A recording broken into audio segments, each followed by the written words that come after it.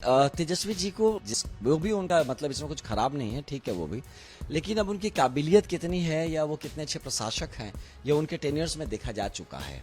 जन अधिकार यात्रा पे निकलते तो ज्यादा अच्छा था। लोगों की जरूरत है, वोट अधिकार यात्रा पे निकले। समझ, राजनीति सीधा राजनीति है।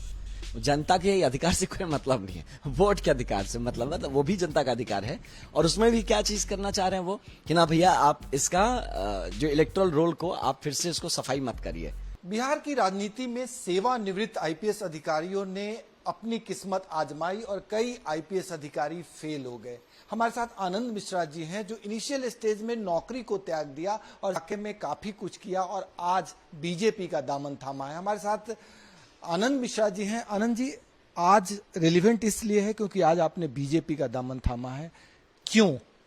देखिए, मैं तो जब सर्विस छोड़ा था तो बीजेपी का दामन थामने के लिए बीजेपी के प्लेटफॉर्म से ही जो जन सेवा कह लीजिए, आप राजनीतिक सेवा कह लीजिए, तो वो काम करने का मेरा जब से मैं नौकरी छोड़ा यही सोच के छोड़ा था कि बीजेपी ज्वाइन करूंगा। किन्हीं कारणवश 1.5 साल लग गए, मुझे मेहनत करना पड़ा एक जगह बनाने के लिए जिससे कि मतलब भाजपा में प्रवेश हो सके। तो ये मेरे लिए नेचुरल है। क्यों बीजेपी ज्वाइन किया? क्योंकि मैं हमेशा से बीजेपी ज्वाइन करना चाहता था। अब हमेशा से क्यों करना चाहता था? इसलिए कि मैं खुद एक बाल स्वयं सेवक हूं, तो एक स्वयं सेवक होने के नाते जो विचारधारा हम लोगों ने बचपन से जिस विचारधारा में पले बढ़े, जो संस्कार खुद में लिया है, वो कहीं ना कहीं जाके भाजपा से ही मैच करता है। तो हमारे लिए भाजपा नेचुरल चॉइस है। आमतौर पे आईपीएस अधिकारी सेवानिवृत्ति के करीब होते हैं तो नौकरी छोड़ते हैं और पॉलिटिक्स में आते हैं। डीपीओ झा, AR सिन्हा, कई ऐसे उदाहरण हैं। आपने इनिशियल स्टेज में ही छोड़ दिया। हाँ, देखिए, ये नौकरी छोड़ना, जैसे आपने ठीक कहा, नौकरी छोड़ा है जरूर। हाँ, क्योंकि जिस भाव से मैं आईपीएस भी ज्वाइन किया वो भाव अभी तक खत्म नहीं हुआ। वही भाव है, वही जोश है, वही जज्बा है और इस जोश और जज्बा को रखते हुए मैं काम करना चाहता हूँ। राजनीति मेरे लिए एक माध्यम है, एक और बड़ा माध्यम होगा। जैसे कि एक सर्विस आपको एक कंडक्ट रूल्स के बीच में रखती है, उसके बाहर आप नहीं हाथ पैर मार सकते। राजनीति एक आपको बड़ा काम करने के लिए एक बड़ा स्कोप देती है और भाजपा जो एक विश्व की सबसे बड़ी पार्टी है, मजबूत प्लेटफॉर्म आपको देती है। तो ये सब चीजों को ध्यान में रखते हुए हर इंसान की, देखिए, जीवन कब खत्म हो जाए पता नहीं। अब मैं रिटायरमेंट तक वेट करूं, फिर रिटायरमेंट के बाद रेस्ट करूंगा ना, रिटायरमेंट के बाद फिर से कौन, वो जोश नहीं रहता है। तो मैं अपने आप को अभी जब थोड़ा ताकत है तब खुद को झोंकना चाहता था और मैं चाहता था कि फ्रूटफुली मेहनत करना पड़े जैसे बाकी कार्यकर्ता मेहनत करते हैं। मैं नहीं कि मैं अफसर हूं तो मैं बड़ा ऊपर से आऊंगा, ठाट बाट से आऊंगा, तन के, वो बिल्कुल नहीं है। जैसे कोई कार्यकर्ता है जो कि जमीन से उठा है, मैं उसके साथ कंधे से कंधे मिला के काम करने का जज्बा रख सकूं, इसलिए अभी आना जरूरी था। नौकरी छोड़कर जब आप बक्सर आए तो युवाओं के प्रेरणा स्रोत बन गए, लोगों के बीच आप पॉपुलर हो गए। इस दौरान आप बीजेपी के प्रति रुझान तो रख रहे थे लेकिन आपने निर्दलीय चुनाव लड़ लिया और इसका खामियाजा बीजेपी को भुगतना पड़ा और बीजेपी वो सीट लूज कर गई। इस पूरे वाकया को कैसे देख? देखिए, जब मैं आया तो वही जैसे मैंने बताया कि चुनावी जो माहौल होता है उसमें बहुत सारे लोग होते हैं जो अपने पर्सनल इंटरेस्ट को पार्टी इंटरेस्ट से ऊपर रख लेते हैं। तो ऐसे कुछ लोग रहे होंगे जिसको मैं चिन्हित नहीं करना चाहता हूँ या हो सकता मैं जानता भी नहीं हूँ, जिनके कारण से या जिस भी कारण से, या हो सकता मैं ही फिट नहीं बैठ रहा था, भाजपा ज्वाइन नहीं कर पाया। अगर मैं तभी ज्वाइन कर लिया तो मैं चुनाव नहीं लड़ता, पहली बात। दूसरी बात यह है कि चुनाव क्यों लड़ना पड़ा कि एक पूरा देश चुनावी माहौल में था और मैं नौकरी छोड़ के आ गया था। मैं करूं क्या, मैं क्या करता? एक आत्मसम्मान वाली बात आ गई थी कि मैं क्या कर रहा हूँ। लोग होता है, भैया ना तुम घर के रहे ना घाट के रहे, कर क्या रहे हो? नौकरी भी छोड़ दिए, पार्टी भी नहीं ज्वाइन किए, किसी राजनीतिक काम में भी नहीं हो, कर क्या रहे हो? तो और मैं बहुत सालों से अपने वहां पे एक क्षेत्र में लोगों के बीच में रहता था, काम करता था। ये बहुत बड़ा समूह जो मेरे साथ है, मेरे मित्रों का, साथियों का, दोस्तों का, जो कि मेरे साथ लोगों के बीच में काम कर रहा था। उन्हें बड़ा निराशा महसूस हो रहा था कि यार ये क्या, ये तो चीटिंग जैसी हो गई हमारे उनके साथ कि आप बोले कि हम लोग चुनाव के माहौल में काम करेंगे, मतलब वो भी मेरे लिए नहीं कि मुझे टिकट मिलेगा, कि हम जब पार्टी लड़ेगी तो हम पार्टी के लिए काम करेंगे। और अब तो हम ना पार्टी में हैं ना कर क्या रहे हैं। तो उस माहौल में मैं मजबूर हो गया कहना चाहूंगा चुनाव लड़ने के लिए। लेकिन मेरा मकसद तब भी, आप अगर उठा के देखें, कभी भाजपा की मैंने बुराई नहीं की। भाजपा से मैं चुनाव नहीं लड़ रहा था, भाजपा के अगेंस्ट चुनाव नहीं लड़ रहा था, कभी भी नहीं लड़ रहा था। मैं अपने मुद्दों पर लड़ रहा था, अपने स्वाभिमान के लिए, आत्मसम्मान के लिए लड़ रहा था। आपको करीब 50,000 वोट मिले और बीजेपी वहां 30,000 वोट से हार गई। इस बात का अफसोस है, मलाल है? देखिए, मैं कभी नहीं चाहूंगा कि बीजेपी कमजोर हो, तब भी नहीं चाहता था। अगर आप तब भी उठा के देखें, मैं बार बार कहता रहा और आज भी कहता हूं कि हमारे माननीय प्रधानमंत्री नरेंद्र मोदी जी की जो सपना है 2047 विकसित भारत का, उसी सपने का एक छोटा सा अदना सा हिस्सा मैं बनना चाहता था तब भी। तो जरूर मैं ये कभी नहीं चाहता कि उनका हाथ कमजोर हो। दुर्भाग्य है, मैं इसको दुर्भाग्य कहूंगा। और मैंने आज कहा भी जैसे कुछ कि क्षमा बड़न को शोभत है छोटन को उत्पात। तो नहीं समझ में आया, कोई मुझे गाइड नहीं कर पाया शायद, मैं या तो मैं समझ नहीं पाया किन्हीं भी कारणों से। वो सीट अगर लूज हुआ तो इसका मुझे भी खेद है। भाजपा को नहीं हारना है और भाजपा नहीं हारी, मैं मानता हूँ। हो सकता है, देखिए, जब कोई इंसान हार सकता है, प्रत्याशी हार सकता है, भाजपा नहीं हार सकती। भाजपा की वो मैं नहीं मानूंगा कभी भी कि भाजपा हारी है वहां पे।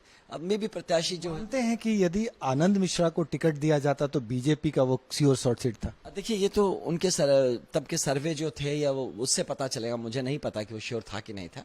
बट जमीन पे मुझे जो काम करके लग रहा था कि एक रुझान था हम लोग के फेवर में, कि हम लोग का मेहनत देख के या लोगों को एक भरोसा हो गया था हमारे ऊपर कि वो मुझ पे अपना ट्रस्ट करने को तैयार थे कि अगर हम लोग वहां का प्रतिनिधित्व करते हैं तो लोग हमारे साथ थे। अब उसका क्या टेक्निकल डिटेल्स से मुझे लगता है कि वो तो जो कोई सर्वे किया होगा तो उसे पता होगा। आपने कहा हम बाल स्वयं सेवक रहे हैं, क्या खास दिखा प्रशांत किशोर में जो आप अट्रैक्ट हो गए और उनके साथ जुड़ गए? देखिए ऐसा कुछ अट्रैक्शन नहीं था, हाँ वो पुल था। मतलब कि उनके लोग हमेशा आज भी करते हैं, आपके माध्यम से जो लोग सुनेंगे, काफी ऐसे लोग जिनको उनको लगता है कि भाई थोड़ा सोशली इम्पैक्ट है इनका, इनको लाया जाए, तो उनके लोग आपसे कनेक्ट होना शुरू कर दे, आपसे बात करना शुरू करते हैं अलग अलग मुद्दों पे। तब मुझसे भी ऐसे कनेक्ट किया गया और ये कहा गया कि देखिए हमारा एक विचार मंच जैसा है जिसपे कि हम एक अभियान चल रहा है, एक बिहार के लिए एक विचार बनाया जा रहा है, एक नैरेटिव बिल्डअप किया जा रहा है कि बिहार के हित में जो है, मैं तो बिहार के हित में ही काम करूंगा जाऊंगा। और ये बार बार कहा गया कि ये राजनीतिक दल तो नहीं है अभी, जब राजनीतिक दल होगा तब आप अपना फैसला कर लीजिएगा अगर नहीं समझ में आता है तो। लेकिन इस विचारधारा से तो जुड़ सकते हैं, विचार मंच के रूप में जुड़ सकते हैं। मैं उसी तौर पे वहां पे जुड़ा था, बस वही था। और जैसे देखिए पार्टी बना तो मुझे ठीक है, पार्टी बना, मैं बहुत ज्यादा उससे सहज नहीं था क्योंकि मैं बीजेपी के लिए आया था, मैं जनसुराज के लिए नौकरी नहीं छोड़ के आया था। मैं नहीं जानता था ज्यादा जनसुराज, तो थोड़ा बहुत कहीं किसी ने कुछ बता दिया तो सुन लिया था, मैं ज्यादा जानता भी नहीं था कि क्या है जनसुराज। वो सब चुनाव के बाद मुझे लोग भेजने लगे, बताने लगे, तब मैं जाना। तो इसीलिए ऐसा कोई अट्रैक्शन नहीं था कि मैं बड़ा खींचा चला गया।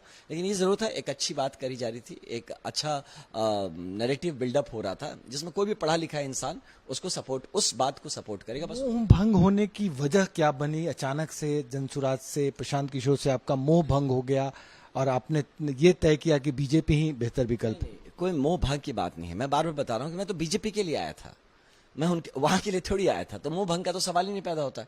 तो जब वो पॉलिटिकल पार्टी बन गया, मैं देख लिया कि पॉलिटिकल पार्टी तो बन गया लेकिन उनका जो स्टाइल है काम का वो अलग है। तो मैं खराब या बुरा या अच्छा नहीं कह रहा हूं किसी को भी, उनकी शुभकामनाएं हैं मेरी उनके लिए। बस मेरी जो विचारधारा है, मैं जिस तरह के का काम या देखा था भाजपा में पहले होते हुए एज एन अधिकारी में दिखता था, तो ये अलग है थोड़ा।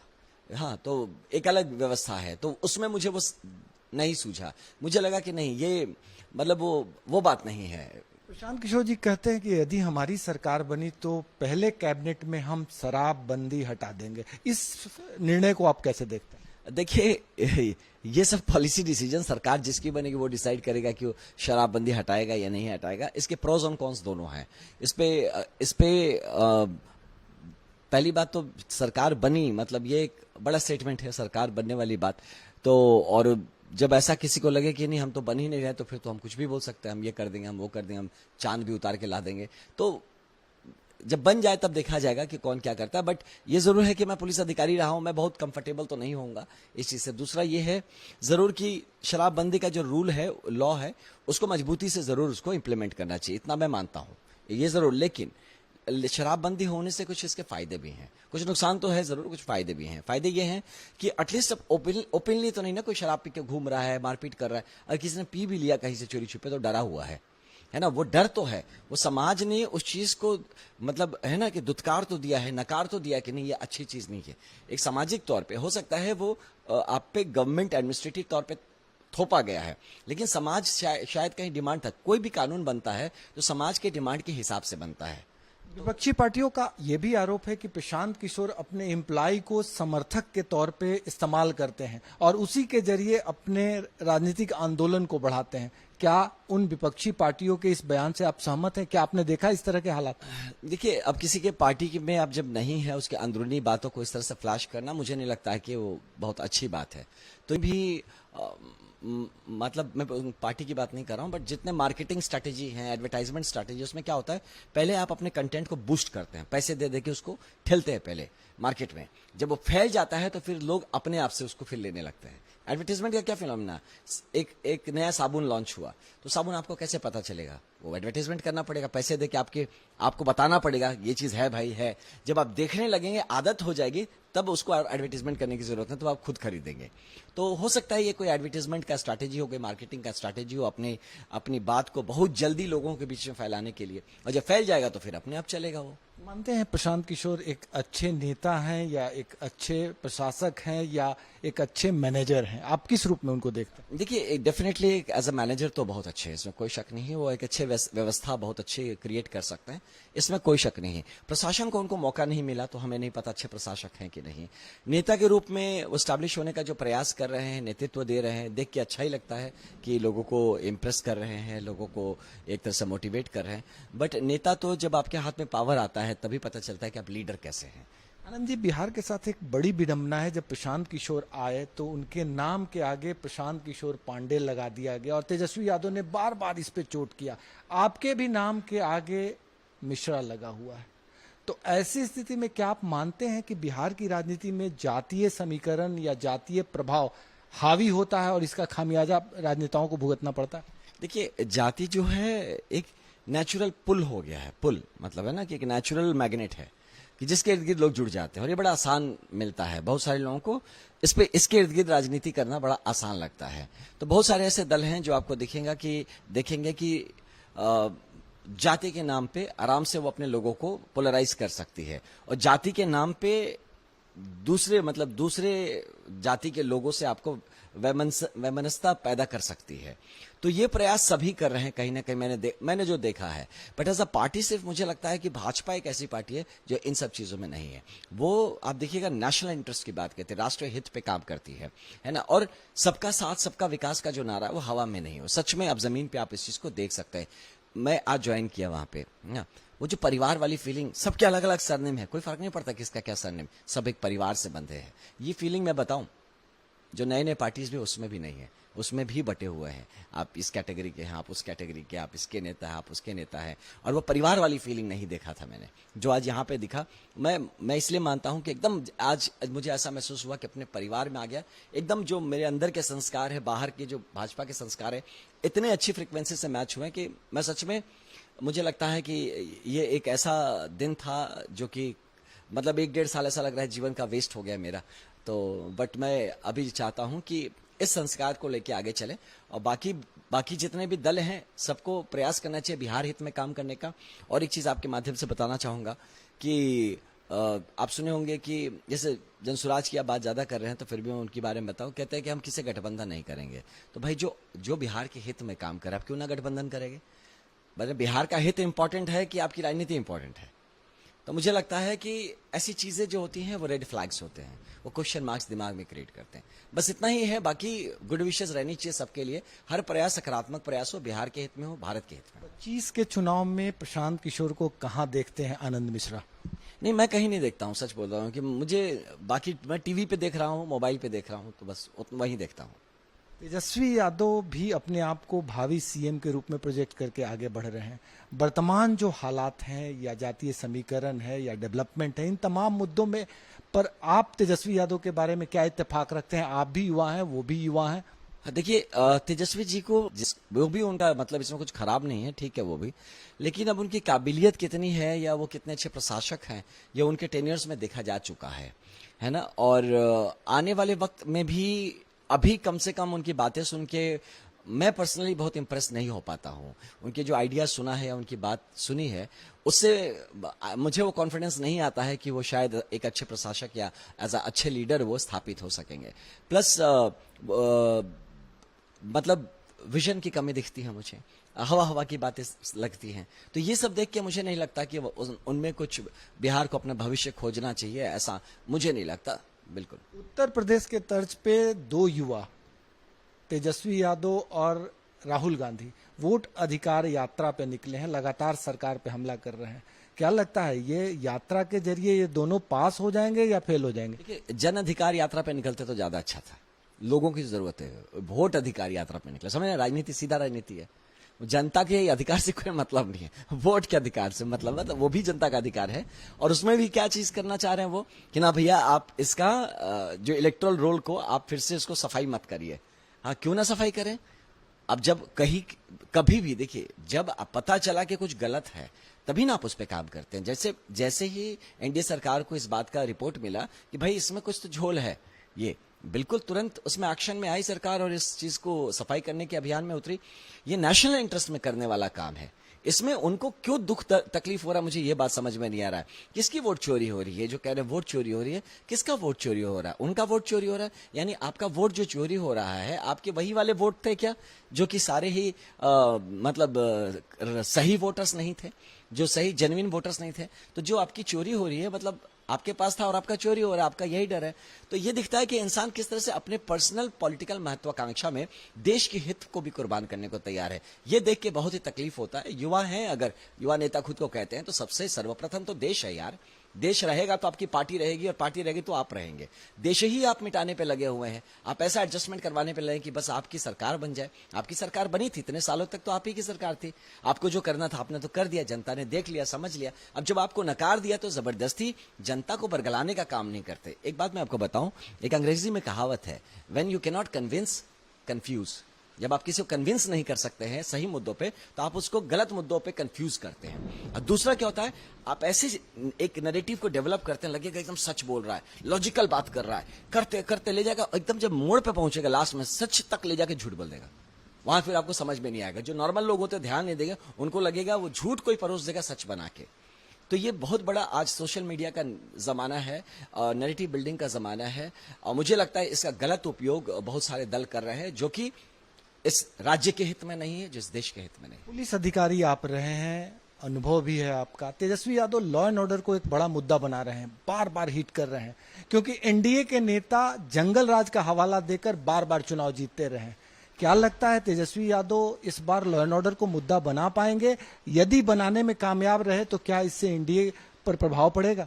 लोकस स्टैंडिंग कहाँ है उनका इस पे बात करने का? उन्होंने जो पॉलिटिकल हेरिटेज अपनाया है या जो उनको मिला है, उसमें कहाँ लॉ एंड ऑर्डर का जिक्र आपको दिखता है? वो लॉ एंड ऑर्डर ही कुछ और था। जंगल राज जो कहते हैं, मजाक नहीं, हम तो इतना नहीं देखे, लेकिन जो हमारे से थोड़े बड़े और लोग हैं, हम लोग तो बहुत छोटे थे तब, वो बताते हैं कि डर का माहौल क्या होता है। आप और हम नहीं जी पाएंगे। आज मैं बता रहा हूं, जो लोग सोच रहे हैं कि वो लॉ एंड ऑर्डर को हवाला दे सकेंगे, बस आप में वो क्रेडिबिलिटी नहीं है ना। मैं एक पुलिस अधिकारी रहा हूं। अगर मैं घुसखोर रहा होता, मैं अपने जिले को संभाल नहीं पाया होता, आज मैं आपको बड़ा बड़ा लेक्चर दूं पुलिसिंग के बारे में, तो यार मेरा पोल खुल जाएगा 2 मिनट में। आ जाएगा सामने पूछ लेंगे, इस जिले में था कुछ काम भी, बोलता रहे तो पड़ा रहता था, इतना निठल्ला था, इसके टाइम क्राइम बढ़ गया था। मेरा क्या लोकस स्टैंड है, मैं बड़ा बड़ा बोलूं? यहाँ पे कुछ ऐसा ही है कि आप उनका, उस पार्टी का लोकस स्टैंड नहीं है लॉ एंड ऑर्डर पे बात करने का। लॉ एंड ऑर्डर पे बात करेगी भाजपा, हम लोग है बात करें क्या होता है। कुछ चीजें हैं जिसको आपको स्ट्रीमलाइन करने की जरूरत पड़ती है। लॉ एंड ऑर्डर ये बड़ा डायनेमिक सब्जेक्ट है। Law and order static subject नहीं, ब्रिज है, बना दिया एक बार। ये बहुत डायनेमिक सब्जेक्ट है जिसको लगातार इस पे काम करना पड़ेगा। आई एम श्योर, अब क्योंकि मैं खुद भाजपा में हूं और मुझे मौका मिलेगा हमारे वरिष्ठ नेताओं से बैठने के लिए, वरिष्ठ अधिकारियों के साथ बैठने के लिए, मैं अपने प्रपोजल्स, अपने जो फीलिंग्स हैं, मैं जरूर उनसे साझा करूंगा। और पूरा यकीन है कि बिहार का एकदम बेहतरीन लॉ एंड ऑर्डर क्रिएट होगा, और ये भाजपा के और एनडीए के सरकार में ही होगा। आमतौर पे सेवानिवृत्ति के बाद जो पुलिस अधिकारी आए वो लगभग फेल हो गए। इसी कड़ी में शिवदीप बामन लांडे साहब भी पॉलिटिक्स में किस्मत आजमा रहे हैं। आपने अगर सुना होगा तो उनके परिप्रेक्ष्य में आपकी क्या सोच? नहीं, बढ़िया। देखिए, कोई भी यंग आदमी अगर प्रयास करता है, कुछ सकारात्मक प्रयास करता है, मैंने उनके बारे में भी सुना देखा, तो वो अपनी सेवा देना चाहते हैं और मुझे लगता है इसको वेलकम करना चाहिए। इसमें कुछ गलत नहीं है। वो यहाँ बिजनेस तो नहीं खोल रहे ना कि मैं 5 फैक्ट्री खोल रहा हूँ नौकरी छोड़ के, यहाँ से पैसे कमाऊंगा। यार, उन्होंने बंदा अपना नौकरी भी छोड़ देता है और वो कहता है कि नहीं यार, मैं आपकी सेवा करूंगा, मैं आपको समझा हूं, आपके दर्द को मैं वर्दी में समझा हूं और मैं उसके लिए आप काम करूंगा। और वो अगर काम करना चाहते हैं, मुझे लगता है ये वेलकम स्टेप है और हमें सबको मिलकर उनको सपोर्ट करना चाहिए। बिहार में त्रिकोणीय संघर्ष बन रहा है, एक तरफ एनडीए, दूसरी तरफ इंडिया गठबंधन और तीसरा फ्रंट प्रशांत किशोर का है। क्या आप भी मानते हैं कि त्रिकोणीय हालात है? नहीं, जमीन पे नहीं है, त्रिकोणीय हालात नहीं है। लड़ाई तो इंडिया और एनडीए के बीच में ही है और इसमें भी एनडीए का पलड़ा भारी रहेगा एकदम। अब तक आप बक्सर के लिए काम करते रहे, आज ज्वाइनिंग के समय मैं मौजूद था, उन्होंने उस दौरान आपने कहा कि हम अब बड़े पैमाने पे काम करेंगे। तो क्या आनंद मिश्रा अब बक्सर से निकलकर बिहार के तमाम इलाकों में अपने को स्थापित करेंगे या बक्सर का बेटा बन के रह जाएंगे? नहीं, देखिए, बक्सर का बेटा तो हमेशा आजीवन रहेगा। जो आपका परिचय है वो कैसे चला जाएगा, वो तो रहेगा। लेकिन ये जरूर है कि मैं भाजपा को अपनी पार्टी का जो काम है और कितनी ज्यादा मजबूती से मैं उसमें क्या मजबूती ऐड कर सकता हूं, उस पर मुझे काम करना है और अपने काम के माध्यम से मुझे अपनी सेवा को देना है, जो मैंने कहा। और ये सिर्फ बक्सर फिर वही सीमित बात हो जाएगी। तो आईपीएस में वही सीमित एक जिले में काम करता था मैं। अब भाजपा वर्ल्ड की सबसे बड़ी पार्टी है, तो मैं यही आशा रखता हूं कि मेरी पार्टी मुझे भरपूर तौर से मुझे काम करने का मौका देगी और सिर्फ बक्सर ही नहीं, बक्सर में भी काम कराएगी, शाहबाद में भी काम कराए, पूरे बिहार में काम कराए, पूरे भारतवर्ष में काम कराए, जहां भी काम कराए। मुझे पूरा यकीन है कि मुझे काम करने का मौका मिलेगा और पूरी निष्ठा से अपनी पार्टी को मजबूत बनाने के लिए काम करूंगा। 2025 में आनंद मिश्रा किसी सीट से उम्मीदवार होंगे क्या? नहीं, मैं कहीं पे अपनी उम्मीदवारी नहीं जता रहा। मैं टिकटार्थी नहीं हूं। मैंने साफ साफ कह दिया, मंच से भी कहा है कि मैं बिल्कुल टिकटार्थी नहीं हूं। मैं भाजपा को मजबूत और देखिए, भाजपा को मजबूत जितनी बार कह रहा हूं, मेरे मन में ये आ जा रहा है, भाजपा तो खुद मजबूत है, मैं क्या मजबूत बनाऊंगा। लेकिन फिर भी और उसमें ताकत जोड़ा जाए, जहां जहां पे कहीं गैप्स रह गए उसमें भरा जाए, है ना। जरूरत होने से भाजपा के लिए नींव की ईंट बनी जाए। लेकिन मैं संगठन में मजबूती से सांगठनिक काम और जैसा पार्टी कहेगी वैसा कहूंगा। मैं बिल्कुल खुद पर्सनली कोई टिकटार्थी या चुनाव लड़ने के इरादे से पार्टी यदि टिकट दी तो क्या आनंद मिश्रा बिहार विधानसभा के चुनाव में कूदेंगे? देखिए, पार्टी अगर टिकट देती है तो वो पार्टी का एक काम है, मुझे काम देती है, तो पार्टी मुझे जो काम देगी मैं वो काम करूंगा। इसमें कोई ये नहीं है कि अगर पार्टी मुझे कुछ आदेश करती है कि तुम्हें ये लड़ना है तो मैं कहूँ ना मैं तो नहीं लड़ूंगा। ये पार्टी का आदेश के रूप में, ये मेरा कुछ मांगना नहीं है। और क्यों बक्सर, वो कुछ भी कह सकते हैं मुझे पार्टी कि तुम जाओ छत्तीसगढ़ चले जाओ, वहां से जाके लड़ो। जाऊंगा, क्या करेंगे, पार्टी है, पार्टी सर्वोपरि है अभी। तो इसीलिए मैं यही मान के चल रहा हूं कि पार्टी का जो आदेश रहेगा, पार्टी जो कहेगी वो मैं पार्टी के आदेश के रूप में करूंगा। मेरी तरफ से इस तरह का कहीं कभी कोई डिमांड नहीं आएगी। लेकिन आनंद मिश्रा बक्सर लोकसभा सीट से सबसे प्रबल दावेदार हैं एनडीए के। ऐसी स्थिति में यदि विधानसभा चुनाव लड़ने को पार्टी कहती है तो क्या स्वीकार करेंगे या समझाने का प्रयास करेंगे? देखिए, मैं पार्टी लाइन पे चलूंगा, हाँ, और अस्वीकार करने का कोई रास्ता नहीं। करना है तो कुछ करना है, उसमें फिर मेरा समझ कभी भी मेरे पार्टी की समझ से ज्यादा नहीं हो सकता। तो अगर मेरी पार्टी की समझ में है कि नहीं आपको चुनाव लड़ना है तो चुनाव लड़ना है। एक अंतिम सवाल आनंद मिश्रा आईपीएस से है मेरा। आमतौर पे अधिकारी जब फील्ड में जाते हैं, जनता के बीच जाते हैं, तो जनता उन्हें अधिकारी के तौर पे देखती है और आसानी से स्वीकार नहीं करती है। आनंद मिश्रा ऐसा क्या करेंगे कि जनता उन्हें अपने हाथों में ले और ऐसे समझे कि हम मेरे घर का बेटा है, मेरे घर का भाई है? क्या इस दिशा में आप प्रयास करते हैं? जी बिल्कुल आशुतोष जी, अगर आपने थोड़ा फॉलो किया होता मेरा पुराना जो मेरे काम का शैली जो है, वो एज एन आईपीएस ऑफिसर भी ऐसा ही था कि मैं लोगों के बीच काम करता था। हमारे जिले का या जहां जहां मैं पोस्टेड हुआ, उसका सक्सेस का मंत्र यही था कि मैं वो जो था ना रेड टेपिज्म में, वो ऑफिशियल ऑरा क्रिएट करने में नहीं यकीन रखता हूं। मैं जमीन का काम जमीन पे ही होता, जमीन का काम ऑफिस में टेबल पे हवा में नहीं होता। तो राजनीति पूर्णतः जमीन का काम है। मैं अगर आप आके देखेंगे तो मैं जो सबसे हम्बल बस्ती हो सकता है, हमारे वहां के मुसहर बस्ती है, आप आके देखिए, मैं उनके साथ बैठ के बातें करता हूँ, बच्चों के साथ खेलता हूँ, दौड़ता हूँ गाँव में। तो कहीं मुझे नहीं लगता कि जिस क्षेत्र में मैं काम करता हूँ वहां के लोग मुझ में वो देखते हैं जरूर कि हाँ आईपीएस ऑफिसर थे, लेकिन ये भी देखते हैं कि हमारा ही तो बेटा है जो आईपीएस था। तो ये फीलिंग मुझे अपने लोगों में दिखा है और कहीं भी मुझे एक विच्छेद नहीं दिखा है मेरे लोगों के बीच में, कभी भी नहीं दिखा है। आप वहां पे आके कभी बक्सर में जाके एक हिडन सर्वे करके देखिए कि आनंद को मिलना या आनंद के साथ काम करने या उसको देख के कभी भी वैसा डर लगता है या भैया आईपीएस ऑफिसर है या ऐसे महसूस होता है या लगता है भैया है हमारे या बेटा है हमारा, वो महसूस होता है। आपको दूसरा जवाब मिलेगा, सब कहेगा आपको खड़े होकर, आप किसी बोले आनंद भैया रुके ना, फोन निकालते अभी भी लगाते हैं, बात कराते हैं। तो ये चीज है। और ये क्यों है? क्योंकि मैं अपने लोगों को अपना मानता हूं, मैं उनको अपने भाई मानता हूं, अपनी बहन मानता हूं, वो मानता हूं। मेरा फीलिंग कभी मन में नहीं आएगा मैं कुछ भी बन जाऊं, मैं पहले उनका हूं, है ना, पहले और मैं जब अपनी नौकरी छोड़ के आऊं तो उनके लिए छोड़ के आऊं। अगर मुझे अफसर ही बनना था तो आईपीएस में रहना था। यहां पे भी छोड़ के उसके बाद वो रस्सी जल गया बल नहीं गया वाली बात नहीं होनी चाहिए। आईपीएस का ज्यादा ऑरा मुझे टाइट होकर रहना था, तो मुझे आईपीएस में रहना था, फिर आईपीएस छोड़ना नहीं था। जब छोड़ के आया हूं, अपने गांव घर आया हूं, अपने गांव घर का बच्चा हूं, वहां का बेटा हूं, भाई हूं, और उनको जिस बात में खुशी होती है, उनका जिससे काम पूरा होता है, हर वो चीज करूंगा। इसमें मेरा इतिहास एज एन ऑफिसर कभी भी बाधित नहीं करेगा, मेरा अनुभव एज एन ऑफिसर जरूर उनको लाभान्वित करेगा। शुक्रिया सर, बड़ी ही बेबाकी से आनंद मिश्रा ने अपनी बातें रखी। इन्होंने साफ तौर पे कहा कि यदि हमें दादागिरी करना या अहंकारी बन के जीना था तो हम आईपीएस अधिकारी रहते। हम बिहार का बेटा भाई बन के जीना चाहते हैं।